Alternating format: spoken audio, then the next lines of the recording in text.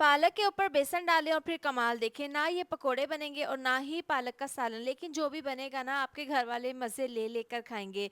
तो सबसे पहले बाउल में डाल देंगे 1.5 कप बेसन, इसको मैंने छान लिया था। आधा गिलास इसमें पानी डालकर इसको हल्का सा मिक्स कर लेंगे। पानी ज़्यादा नहीं डालना, आपने थिक सा मिक्सचर तैयार कर लेना है। इसके बाद एक मुट्ठी बारीक कटी हुई पालक डाल देंगे, एक अदद हरी मिर्च और थोड़ा सा प्याज और हरा धनिया बारीक काट कर डाल देंगे। साथ ही इसमें स्पाइसेस में आधी चम्मच कुटी हुई लाल मिर्च, आधी चम्मच पिसी हुई लाल मिर्च डाल देंगे, 1/4 चम्मच हल्दी पाउडर, 1 चम्मच धनिया पाउडर डाल देंगे, आधी चम्मच नमक डालकर अब इसको हाथों की मदद से अच्छे से मिक्स कर लेंगे। इतनी देर में आपसे रिक्वेस्ट है, वीडियो ज़रा सी भी अच्छी लग रही हो तो वीडियो पर प्यार सा कमेंट कर दिया करें।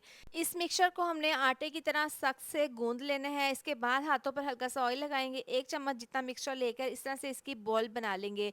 तो यहाँ पर तमाम मिक्सचर की मैंने बॉल्स रेडी कर लिए हैं और चूल्हे के ऊपर मैंने पानी को गर्म होने के लिए रख दिया था। उबलते हुए पानी में तमाम ये बेसन की बॉल्स डाल देंगे और इसको 10 से 12 मिनट के लिए उबलने के लिए रख देना है। तो 12 मिनट हो गए हैं, अच्छे से ये बॉल्स नरम हो गई हैं। छुरी की मदद से ना अब इसके हमने 2 पीसीस काट लेने हैं और इस पानी को हमने ज़ाया नहीं करना, इसको आगे जाकर इस्तेमाल करेंगे क्योंकि इस पानी में ही तमाम मसालों का फ्लेवर है। तो अब यहाँ पर चूल्हे पर दूसरी कढ़ाई रखेंगे, इसके अंदर 1 कप ऑयल डालकर गर्म कर लेंगे। साथ ही एक बड़े साइज़ का प्याज बारीक काट कर डाल देंगे।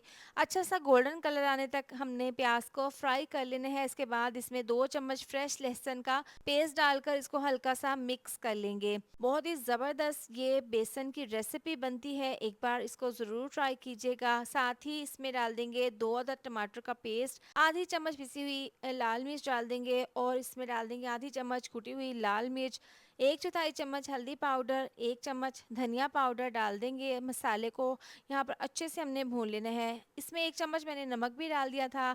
अब यहाँ पर इसको इतना भून लेंगे कि ऑयल सेपरेट हो जाए। इसके बाद इसमें बेसन के ये आलू डाल देंगे। आपके शहर में इसको किस नाम से बुलाया जाता है कमेंट में लाज़मी बताएं। इसको डालकर ना हमने यहाँ पर अच्छे से इसको भून लेना है।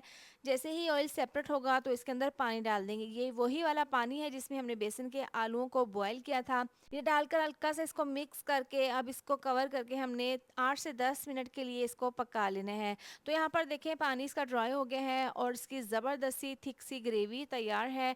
यहाँ पर बेसन के आलू अच्छे से गल चुके हैं। कसूरी मेथी बारीक कटा हुआ हरा धनिया डाल देंगे और यहाँ पर मज़ीद इसको 2 से 3 मिनट के लिए पका लेंगे। तो बहुत ही ज़बरदस्त हमारे बेसन के आलू बनकर तैयार हैं। आप इस रेसिपी को ज़रूर ट्राई कीजिएगा। यकीन करें आपको, आपके घर वालों को ये बहुत ज़्यादा पसंद आएगी क्योंकि ये वाक़ई में ही बहुत ज़्यादा टेस्टी बनती है। तो मज़ेदार सी बेसन के आलू की रेसिपी बनकर तैयार है।